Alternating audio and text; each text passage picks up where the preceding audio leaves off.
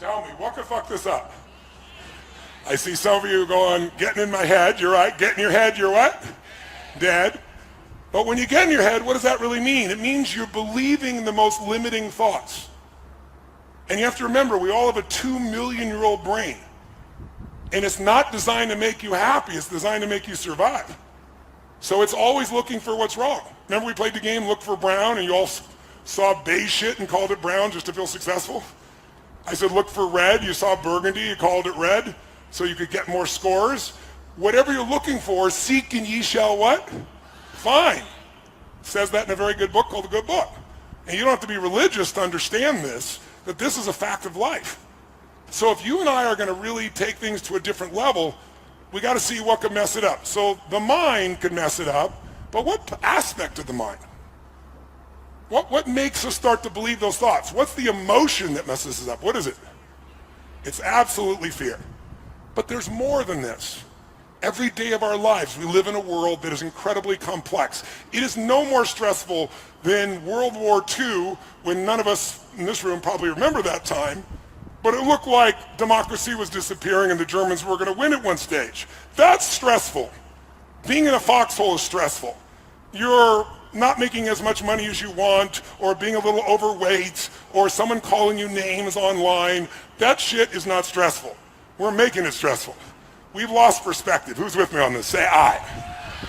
So what's really useful, I think, today is for us to figure out what messes us up. And one of the biggest things that messes us up is expectation. Right? What did we say the other day? Trade your expectations for appreciation, and your whole life changes. Because when you're expecting things and it doesn't happen, you get upset. So that first day also was all about, what if you lived your life and you made a decision? And the decision was, life is too short to suffer. It's too short to be stressed, pissed off, fearful, worried. Who's with me on this? Say aye. But our minds, our survival software, is always looking for what's wrong. Our job is to create the happiness. And the only way you do that is you draw a line in the sand and say, I'm not going to suffer. I'm going to be honest. If I start to feel that stress, I'm going to breathe, and I'm going to realize we're the only creatures on the planet that can think a thought and become angry. Think a thought and become playful. Think a thought and be worried. Think a thought and feel loved. That's why we can change how fast? But you have to take control and train this brain. If you don't train this brain, it'll use you instead of you using it. You have to identify with your heart or your soul or your spirit instead of the brain. As I said, in China, the heart is the emperor. It is the highest energy. It's the thing that is worshipped, because when you were born, there was no brain. Your heart started beating and there wasn't a brain in you as a fetus. It has its own intelligence. It produces hormones that strengthen your bones. It is the strongest force in your immune system. This is the ticket. This is what we get caught up in. We want to use the head and heart together, and then we have the power of both of them. So to do that, though, we got to give up the expectation that people are going to behave the way we want them to. Because what are the chances, if your happiness is dependent upon everyone around you, your mother behaving the way you think she should, your father, your brother, your sister, your coworkers, your employees, what are the chances of everybody living the way you think they should? On a 0 to 100% scale, what are the chances? So why would we allow this to be? Because it's just a bad habit. And it's like my buddy Mike here with his daughter. Instead of trying to control her, he decides, I'm going to learn from her, I'm going to love her, I'm going to grow me. And that pulls her closer instead of pushing her further away. Instead of working on them, we're going to work on us. If I want to change you, the fastest way I can change you is change me, because we're in a cybernetic loop. If dad responds totally different than she can predict, she doesn't know how to deal with that anymore, now you have the upper hand. Now your love can penetrate her instead of the story in each other's minds. When he was talking to me on that first day about her, he was in his head. How many saw that? And then he left his head and got in his heart, and that's when he penetrated her. And look at mom over here smiling from ear to ear, going, nodding her head, going, yeah, that's cool. And look at Mike's big smile on his face, because he can feel the difference. So today we want to do our best to catch ourselves in our head, to get back on our heart. And then here's the biggest thing you need. You don't want to make the assumption that says, no, I've done 3 days and I'm done. This is the beginning, not the end. Who's with me on this? Say aye. Now, it doesn't have to be the beginning with me. If you want to do more with me, come to Master University. Or you can go do it with someone else, but you got to keep growing. If you don't keep growing, none of this will matter. And you can have tremendous few months or half a year or a year, but why would you settle for 6 months because you went to the program? I remember one time I had a friend years ago, really good friend of mine, and he came to this seminar, and he loved it, and he was on fire, and he went back and he lost 32 pounds, and he changed his business, got closer to his wife, and then he ran into some challenges in one of his business, had two businesses, one of his businesses, and then their kid had some challenges, and he and his wife got stressed about it, and they started being stressed with each other in reaction to the environment. And so, it was like 6, 7, 8 months in, and I remember him saying, hey, Tone, I love that seminar, but dude, it didn't last. It was great for 6 months. I said, asshole. I said, who made you think you could do something for 3 days and it would even last 6 months? I said, do you think I just did 3 days and I've been this way for the last 40? No, I said 40 years ago I started a journey that has never ended. And so we need a daily practice, right? Who's up for it here? Say aye. And so I want to show you how I do this for me, and I want you to create your own system based on it. So if you and I are going to get lasting results, you got to do some things regularly. The first thing, and I call this immersion coaching, the first thing that I do still myself is I schedule myself at least twice a year, sometimes 3 times a year, to go to an event of some sort where I can make myself better psychologically, emotionally, relationship, finances, something. I call it an event blast-off because most people learn a language in high school and college. Who learned a language in high school and college? Let me see your hands. How many of you don't speak a fucking word of it now? Let me see your hands. What happened? You spent years, but you did it 1 hour a day, 5 days a week. Immersion is the way to learn. When you're breathing like we're doing here all night, all day, it's not comfortable, but it's unbelievably fulfilling. How many are experiencing it right now? Say aye. You got to get over your mind going, I can't do this, it's too hard and all that shit. You got to push yourself through when you feel exhausted and say, there's a second wind in me, I'm going to find it. But if you go for immersion, you will master things 10 times faster than you will doing an hour a day or once a week or something like that. I mean, think about it. This seminar is 50 hours of the course of the weekend, 4 days. It's a lot of hours. I can make this so much easier. Let's do an hour a week for a year. We'll get 2 weeks off, it'll be easy. Would we get the same result? Yes or no? No way. So I'll give you an example. My wife and I, and we have an extended family member of mine named Mary, and Mary, the 3 of us travel together. Mary's my right arm. And so I drag Mary with us too because she's part of our family. We just recently finished A Date with Destiny, which is my most powerful seminar. It's 6 days and nights, and it's an experience of some grads of Date with Destiny. Cool. But it's one of my favorite things to do on earth, but it's not an easy thing on my body, as you might imagine. And it's incredibly fulfilling, but at the end of it, my body is complete toast, as you can imagine. And we were in Australia, in the Gold Coast, and I scheduled already, some Aussies here, huh? Nice to see you guys. And I scheduled, because my life was so full, there was only 1 week I could do this, and so I scheduled to go to this place in Sedona, Arizona, where this man for 39 years has been a neurological expert about how to wire your brain for alpha states, delta states, if you're familiar with those. But alpha is the expertise. And I want to, as great as my life is, I want to take another level. So I have more to give for my family, for my friends, for you, for myself. So we go for 7 days and nights. And this is what it was like. You got up first thing in the morning, 6:30, and you spent an hour and a half getting your brain wired with this glue shit. And they put 180 of these electrodes on your head. My wife looked so attractive, and so did I. It was amazing. And then, after wiring you up with this goop, which by the way takes forever to get out afterwards, well, there's where we don't see the goop, you see just our hair afterwards. But the bottom line is, we go in, then you go in individual rooms. I want to be with my family, right? I want to be with my wife, I want to be with my family, and I got to go in this dark little room that has no light, and it's freezing cold. It must be my karma for the shit I do to you people on a regular basis, right? And sure enough, I'm there for 14 hours in this room. You get 1 break, sometimes 2, run the restroom, and the entire time you are learning to think, and how you think, these electrodes create sounds. And you learn how to put yourself in the zone of alpha. But it's a bitch. It's horrible. I wouldn't recommend it to anybody that wants easy experiences, but I'd recommend it to anybody that wants to grow immensely. And by the first day, I'm like, who do I got to shoot to get out of this thing? Oh, it's me. I'm the one that did this shit. Right? But by the end of the week, all three of us were able to go into this state of alpha. And if you're familiar with alpha, the best way I can describe alpha is there's no problem that can't be solved in alpha. Because every problem that we have was created by us. Destruction of the environment to the pissed offness that you may have. And since we create the problems, any problem a human creates, we can solve. But you can't do it with the same level of thinking that got you there. So there's a science of it, and you can't cheat. This thing measures you. And then you take this frickin' test with 300 questions 3 times a day, the same effing test.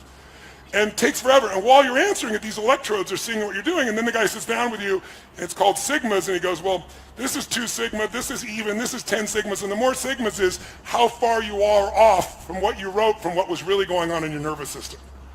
So it was like, said something to me like that I was demanding. I'm like, what the fuck? I'm not demanding.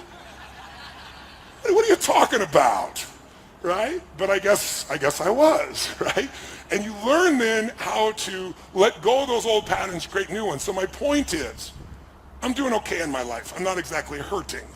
I'm having the most beautiful life I could possibly have, a beautiful mission, a beautiful family, beautiful children, grandchildren, beautiful experience to live in life. And yet I'm not willing to settle for that because I'm here to deliver more for everyone I love, including myself. And so what I do is I schedule it. Because listen to me, when you talk about shit, it's a dream. When you envision it, it's exciting. When you plan it, it's possible. When you schedule it, it's real. When this event became real is when you enrolled yourself. Before that, it was an idea. And there's lots of people who intended to be here, but they never locked it in.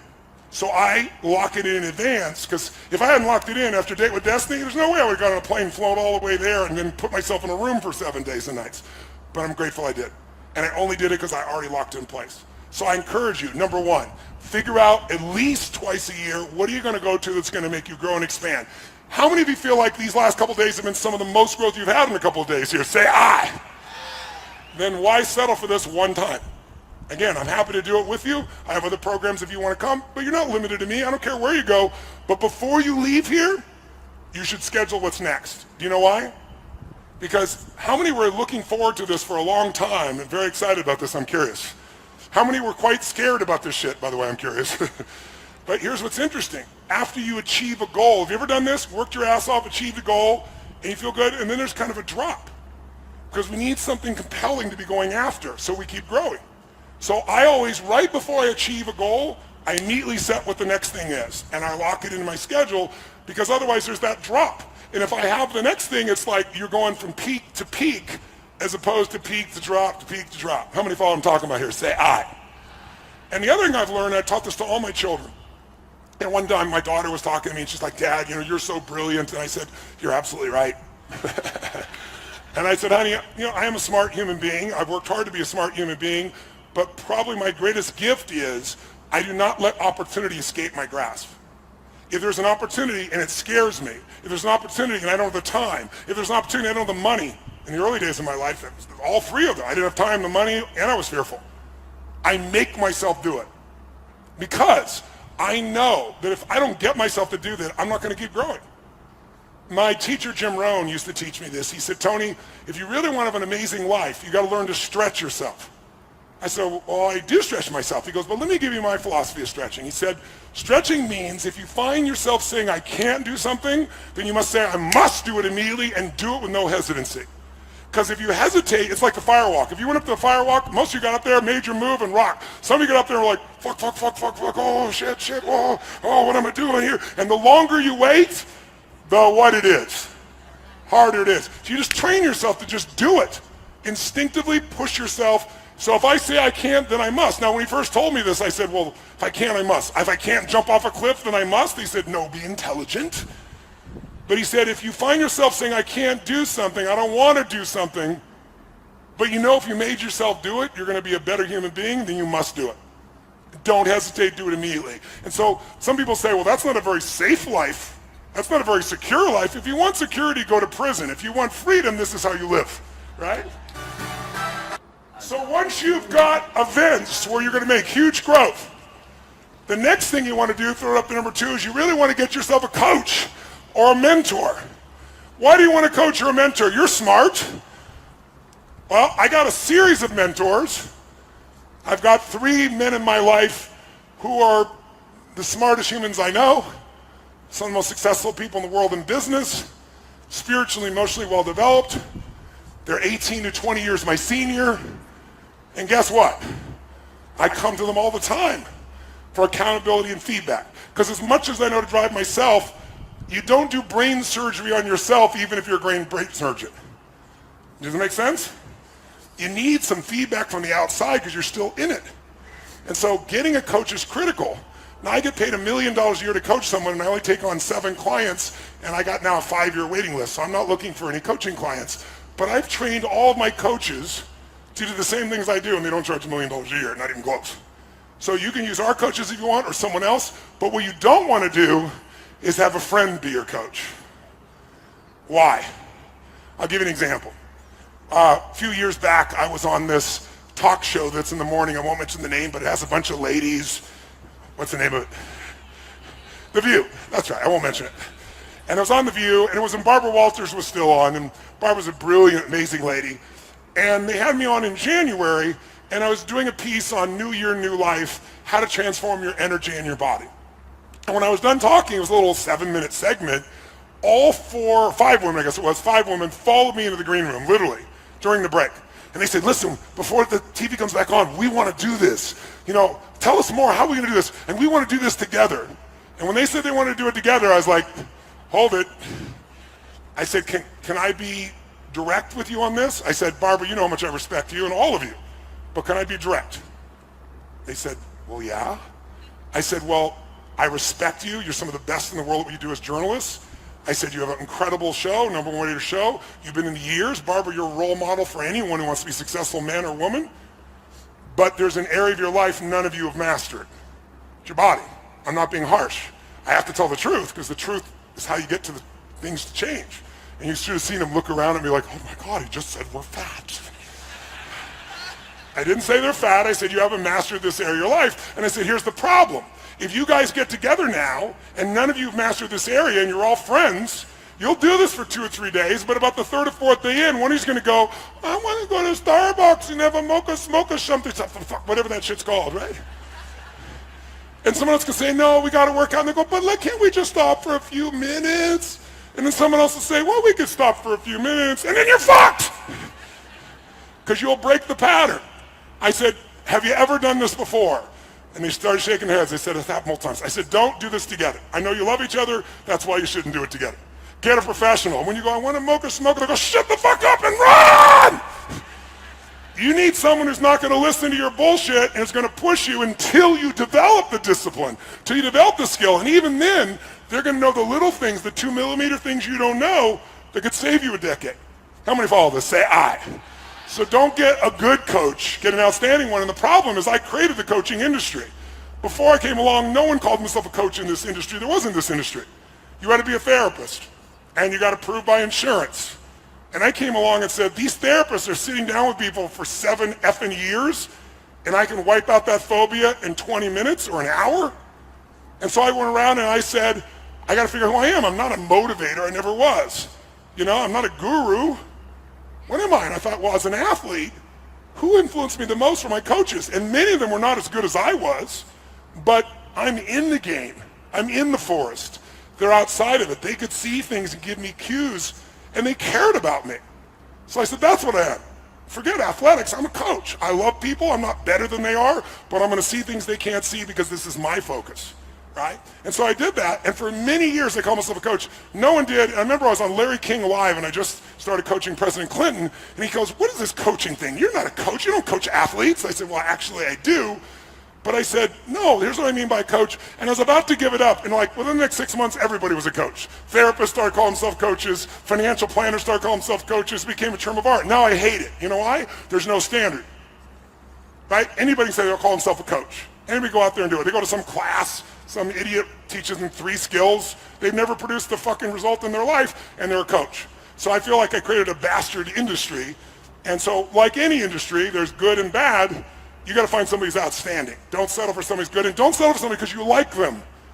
Because liking them is a nice thing. You need somebody who has the skill to get you there. Who's with me on this? Say I. And why do we want to coach? So you measure at least twice a month, some of you 3 times a month. Because if you don't measure, you can't manage what you don't measure. Does that make sense? And you got to measure it, and it's easy with your children, with your life, with your businesses. You're going to get caught up. You need somebody helping you to stay on target for what you want for your life. How many follow? Say I. And it's cheap. Most coaching is inexpensive, and the people that overcharge, don't go to them. But get somebody who's really great. And then finally, thirdly, and this is what I want to show you this morning, you need a daily practice. And a daily practice that's going to put you in the best state possible regularly. And so there's 2 parts of the daily practice. One is you want to feed your mind every day for at least 30 minutes. And when I say feed your mind, my teacher Jim Rohn used to say, miss a meal, but don't miss reading for 30 minutes. And I don't mean reading the web or your social media bullshit or Twitter. I mean reading a real book that you've selected because it's going to make you grow spiritually, mentally, emotionally, financially. Something that makes you think, something that gives you a strategy, not some cute little blog post that you can read in 5 minutes. I mean something that's going to make you not be mental candy, something that's going to produce a different result. Because our lives are the result of the input. Input a bunch of garbage, you get garbage out. So I would never miss reading, and then I started listening to audios when I was really young. And the great thing about audios is you can do what I call net time, no extra time. So the biggest challenge we have is, when am I going to read? When am I going to do this? When am I going to do all these things? The answer is, it doesn't take any extra time. If you use net time, you can do it while you're cleaning the house, while you're working out, going for a walk. When you're driving in your car, should be your new university, where you're feeding your mind. Because if you don't feed your mind, weeds grow automatically. You don't have to work on growing weeds. They're going to be there if you don't do something to replace it. So every day, 30 minutes of either audio or a book, something that's going to make you grow. It'll feed your mind. It'll keep the momentum going. So this won't be just the one burst. This will be the one that got you going. And then you keep the momentum by doing this. And then finally, and most importantly, many people, the most silly question I'm asked in the media all the time for 40 years is, don't you have bad days? Don't you get upset? Don't these things happen? Well, of course, but I said I don't stay there. I've trained myself like an athlete trains their muscles. I've trained my emotional muscles, which, by the way, I think your emotional and spiritual muscles are the most important ones. Courage unused, does it grow or shrink? Which one? Faith unemployed, unused, does it grow or diminish? Diminishes. Passion unexpressed, does it expand or shrink? So the most important muscles that change your life are those mental, emotional, spiritual muscles. If we develop them more, we're going to experience more. So the way I do that is through a process I call priming. And this is the part that I really want you to get, because it's really simple. Most of us, have you ever seen someone do something and thought to yourself, what the F is wrong with this idiot? Who's ever had that thought? How many of you ever done something yourself and thought, what the F am I doing? Okay? Many times we think we're thinking our own thoughts when we're not. We've been primed by the environment to think a certain way, and we don't even realize it. Now, sometimes that's done consciously by marketers or advertisers. That's a simplistic example. But a more powerful example is what happens in your daily life. So let me give you a couple examples so you become aware of the power of priming, and then I want to show you how you can consciously prime your own mind and body and emotion so you naturally go where you want to go as opposed to hoping you go there. So some of the studies on priming have shown that what you think are your thoughts actually got there because something in the environment that you're no longer noticing. So an example of this would be, they did a study, and they took 2 actors, and they both approached 100 people each, and the actors were designed to do the exact same thing. They walk up to people, they have the same facial expression, and they'd say, well, you're sitting there, excuse me, could you hold this for me for 1 second while I grab my phone? And they hand you this cup of coffee. And then they reach in their pocket to get their phone for 2 seconds, they put it back real fast, they go, thank you so much, and they take it back. And every time they did it exactly the same way with all the people, 200 people, 100 each. Each person did 100 people, but 50 of those people they gave hot coffee to. 50 of the people they gave iced coffee to. Now listen to this. This is mind-boggling. After 35 to 45 minutes roughly, a person walks by outdoors or at the mall, wherever they did this. They have a checkboard, clipboard, and they go, excuse me, we'll give you $20 if you'll give us 3 minutes of your time to read these 3 paragraphs and answer 2 questions. 95% of people do it. $20, 3 minutes, I'll do it. And they read these 3 paragraphs, which is this story about this main protagonist. And then the 2 questions are, tell us what's the first emotion that you link to the main character, and what's the second one? Those are the 2 questions. When they do this with people they handed hot coffee to, 80% of the people, 81% to be exact, roughly 81, say that the person they read the story about is generous and warm. Sometimes they add the word loving, but generous and warm is always there.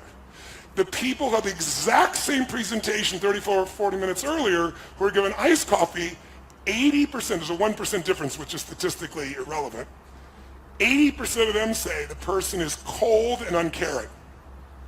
And the only difference is 35 or 40 minutes earlier somebody handed you a hot or cold cup of coffee. That's wild, isn't it? I'll give you another example. In America, many of you, there's 72 countries here, but in America, a lot of people see individuals that come from Asia as being superior in science and math. And there's a different mindset in those countries about science and math. And when those people come here, they work incredibly hard, they're incredibly focused, they believe, and the belief structure is they do really well if you're Asian. Now, in our culture, in the past, many times people have been focused on the fact that if you are a man, you do well with math and science, but if you're a woman, it's just not your cup of tea, you're not quite as strong in it. And there's no basis for that whatsoever, but it's a cultural anchor that people have begun to believe in. So here's what's interesting. They took the math part of the SAT test, and they took a group of women at Harvard, and all they did to change the test is change the first question of the test. On half the test, they said, what's your gender? On the other half of the test, they said, what is your nationality, right? What's your ethnicity? Well, interesting. When they're asked what their sex was, and they're all women, they performed 11% lower. And if they were asked, what is your ethnicity? And they said Asian, they were 11% higher, a 22% difference between the two. And the only difference was the first question that was asked. Because it primed you either for your higher level of skill based on your conditioning or a lower level of skill based on social conditioning. How many follow? Right? There's a million studies like this. Another interesting one that's really simple is they did an ad where they show the IBM logo and the Apple logo, and they also did this with the commercial. I don't know if you remember the commercial Think Differently that Apple made years ago. So I had people watch the commercials. In both cases, afterwards, they were given a creativity test. The people that watched the 30-second Apple commercial versus IBM scored 20% higher consistently across the board, and all they saw was 30 seconds about thinking differently. That is the power of priming. So my point is really simple. If you're going to get the results that you deserve and that you want to prime yourself for success, prime yourself for love, prime yourself for courage, rather than hope that you show up that way based on the triggers of your environment. Does this make sense? And so I prime myself every single day for a minimum of 10 minutes. It's the first thing I do in the morning. And I'd like to show you how I do it and have you do it so you can have a daily discipline. And if you do this every day, if you keep once or twice a year, get yourself to an immersion experience that makes you grow. You get yourself a coach where twice a month, 30 minutes even, you're just staying on target and measuring. And you read 30 minutes a day or hear an audio 30 minutes a day and you start with priming, then this won't be a 3, 6, 12-month thing. This will be a lifetime thing. Does that make sense? So you're not going to get a lifetime results unless you're lucky by one experience, but you can certainly have it if you use this as the blast off, and then you have a daily discipline to keep the momentum going. So how are we going to prime? Well, let me give you a story first, a simple example first with one of my boys. My second youngest son's name is Josh. I love him to death, amazing kid. And Josh came to live with me when he was 5 years old. Remember I told you I was 24, and instantly I got married to a woman. I'd been married twice before with kids from 2 different husbands, and she wasn't living with her kids. And so I met her, fell in love with her, brought her into my life, and then saw how sad she was without her kids. So I brought her kids away from both the other husbands. They were happy to give them to us, and I adopted them as ours. And so I'm 24, and I got a 17-year-old son, because she was 13 years my senior, an 11-year-old daughter, a 5-year-old, and one on the way. Well, Josh was the 5-year-old. And Josh is just such a sweet, really incredibly great kid. But one of the challenges for Josh was he was afraid to even walk down the driveway to get to the bus. I'm Mr. Fear and the power rip shit open, and my son can't walk down to the bottom of the street. And so I had to kind of try to figure out how to deal with this, how to figure it all out, and to figure out what I was going to do to try and make this thing happen, to make it change. And so one of the things that happened was I started to realize that I needed to train his nervous system to have courage. Instead of hoping it showed up, I got to really train it. And I started doing these things with him, and I watched him before my eyes change. He became more confident, became more strong. And all it was doing was getting him to program his own mind, prime himself. Just really simple little things to do. And then one day, Josh came home, and he was laughing uncontrollably, and like over nothing. And then I came in the room, and there was a new friend with him. And this kid, do you know anybody that's not really funny, but they think they are? How many know something like this? Somebody who cracks themselves up, you know what I mean? And this kid was cracking himself up. He wasn't funny, but he laughed so hard, I found myself laughing at his silly jokes, right? And Josh was laughing so much. So when he left, I said to Josh, that kid, he's your friend? I said, make him your friend for life. He goes, why, Dad? I said, because if you hang out with him, who you spend time with is who you become. And when you're around him, you're so much more playful. You have so much more joy. You have so much laughter.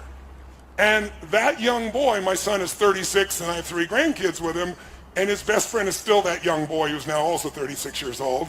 And Josh is, let's give him a hand for that.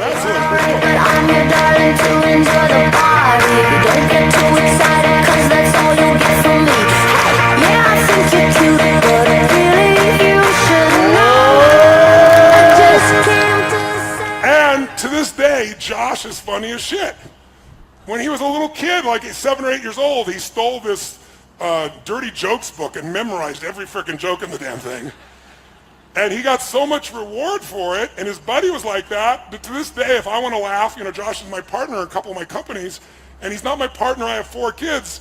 None of my others are partners with me. I love them all equally, but he shows up differently. And part of it is things that stress other people out, he breaks the pattern with his own laughter. And it's beautiful to be around him. Great time. And he primed him. So I'll give you another example of priming. When I first started my Date with Destiny seminar decades ago, I did the seminar in my own house at a place called the Del Mar Castle. And there were about, 38, 39 people at the seminar. It's a little different now, as you can see. And I was delivering like my heart and soul into this particular program. And gradually I started looking around and going, man, I can't keep doing this in my house. There's not enough room. When we got to 100 people, I had to move it. But I wanted to keep it in I lived in Del Mar, California. It's on the beach. And I thought, well, there's a hotel on the beach. And it's a really nice hotel called Le Berge. And we'll go down Le Berge, we'll do it there. And they have a room that'll hold 150 people, which is a giant seminar for me at those days. And what I didn't count on, I thought, this is great. People work on their beliefs and their goals and their values, and they go outside and they can sit on the beach during the breaks, and breathe the fresh air. But what I didn't think about is right there in Del Mar on the beach, there's a train station. And so somehow my little brain didn't figure this out till it was too late. I'm in the middle of the seminar, and someone is sharing this emotional experience. This woman was raped, and she's going through it all, and I'm stepping in to help her, and all of a sudden you hear, and you hear this freaking train whistle. And they do it like 5 times so nobody misses the train. And so every time I start talking, interrupted again, and people are getting pissed off. And it was happening so often because there's so many trains that at one point I realized I know the schedule when everybody will be pissed off. 8:30 a.m., 10:15, 11:30, 12:10, they're going to be pissed because the train's going to come. So I turned to the audience and I said, we kind of have a schedule for being pissed off right now, and I'd like us to train ourselves to feel differently. How many of you have something in your life or someone who can trigger you at times, annoy you? It could be a family member you love, but they have this little thing they do. It could be a husband or wife. It could be your kids. It could be a coworker. How many got one of these? Say, aye. I said, what if we trained ourselves so the same stimulus that was making us angry, we trained our nervous system just using basic science, neuroscience, train our nervous system so the same stimulus makes us feel great. And people looked at me like, this is bullshit. What are you talking about? I said, here's what I want to do. Since the train's going to come 12 times a day and we have 3 more days together, perhaps we should enjoy the train. How many of you, when you were a kid, when you heard a train, you wanted to see the train and maybe count the number of cars or run down and be close to it? How many were excited when you saw a train? Raise your hand, say aye. Now you're on the way to work or a meeting and a train comes and it's in your way. Frickin' train! I'll give you a clue. The train didn't change, right?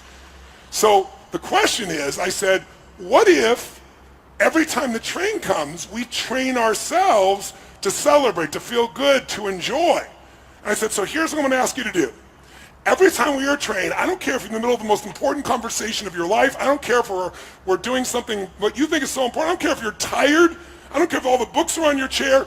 I want you to instantly just drop everything, and I want you to jump and start to celebrate like a little kid, like it's the greatest gift of your life.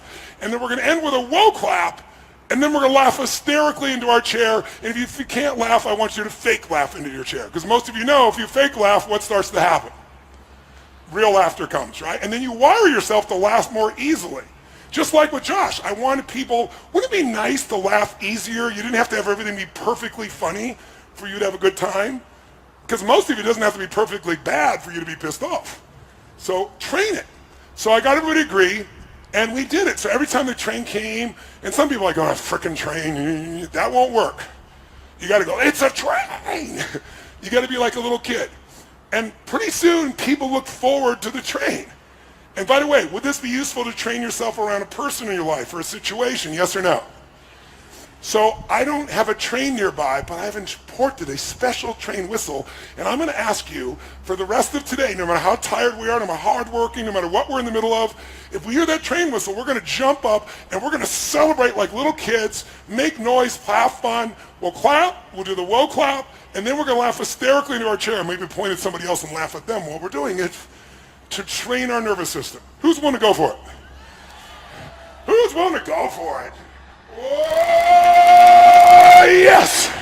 If that feels good, say yes! Say yes! Say yes!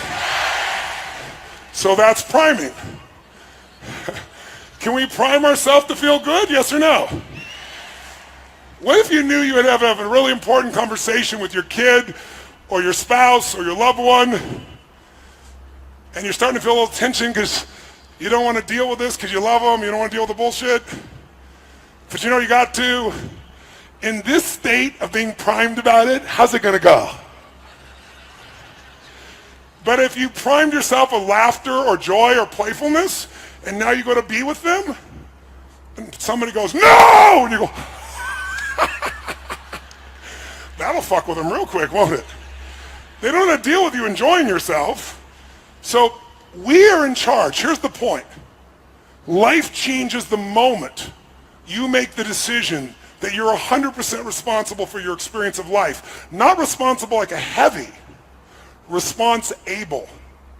If you're responsible, you're able to respond. You can only respond and be able to do that if you own yourself. And if you know people can do anything, but still you're the authority of what it means to you. You're the authority of your own emotions. You're the authority of your own actions. Who's with me on this? Say aye. And blaming other people, which the human mind is always looking to do, will never make you happy, never make you fulfilled, never bring you closer to people, never make you grow. So when you're willing to take that level of responsibility where you're like making judgments and you go, oh, that person's such a bullshitter, such a liar. One of the things I always do is I do a reversal in my head and go, you're such a bullshitter, you're such a liar. No, I'm not. Where are you a bullshitter? Well, I did bullshit about that once. Who's ever said something and after you said it thought to yourself, what I just said was total bullshit? How many of you ever thought this? How many of you ever heard someone else say something and thought to yourself, what they just said is fucking bullshit? See, if you can see it in someone else, they can see it in you. Better to just own it and let go. Because that's what the mind does. If we let the mind run us, we're going to have a tough time.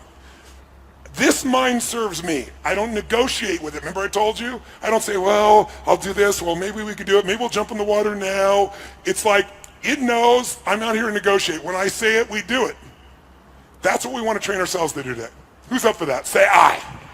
So the first step to that would be priming. So let me show you exactly what I do for 10 minutes. By the way, my son, people around him enough, he laughs so much, he is a priming to other people when he shows up in the room.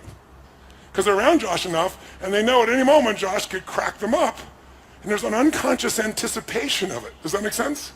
So even if something's stressful, they're almost on their edge that Josh is going to do something of this nature. It's an incredible skill. It's an incredible gift. So here's how I prime myself. I do 3 things. First, before I do the 3 things, whenever you want to make a change or improve something, the first place you want to improve it is in your mental, emotional state.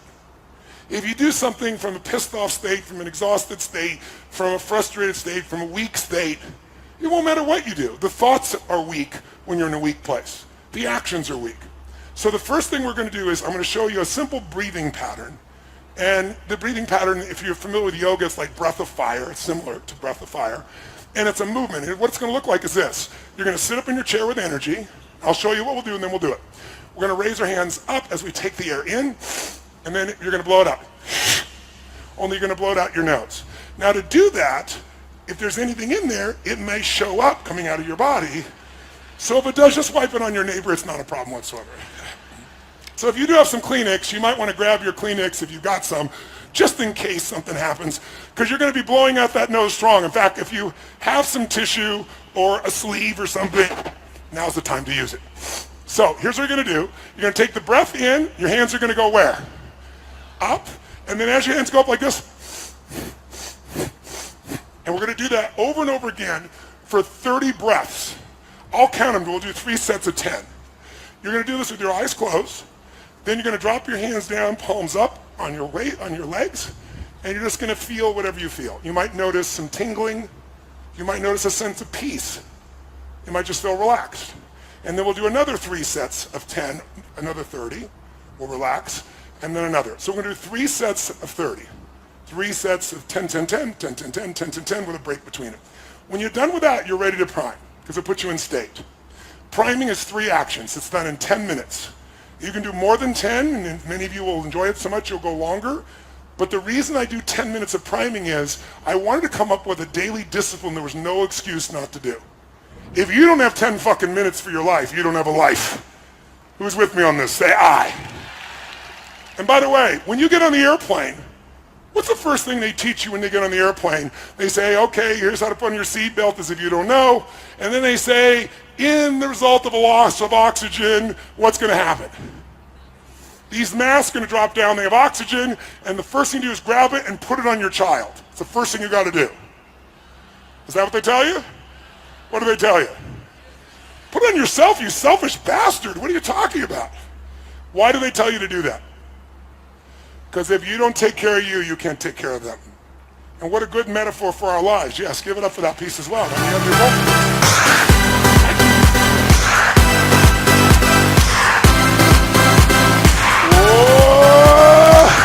So we're priming, taking care of ourselves so we can take care of everybody else too. Does that make sense? So what we're going to do is, we're going to do our 3 sets of 10, 3 sets of 10, 3 sets of 10. Then with our eyes closed, the first 3 1/3 minutes of the 10 minutes is we're going to focus on 3 experiences in our life that we could feel deeply grateful for. 3 of them. And we're not going to think of like, oh, this. We're going to take them one at a time, spend about a minute each, and step into that moment in your life that you could feel grateful for. It could be a little thing or a big thing. It doesn't matter.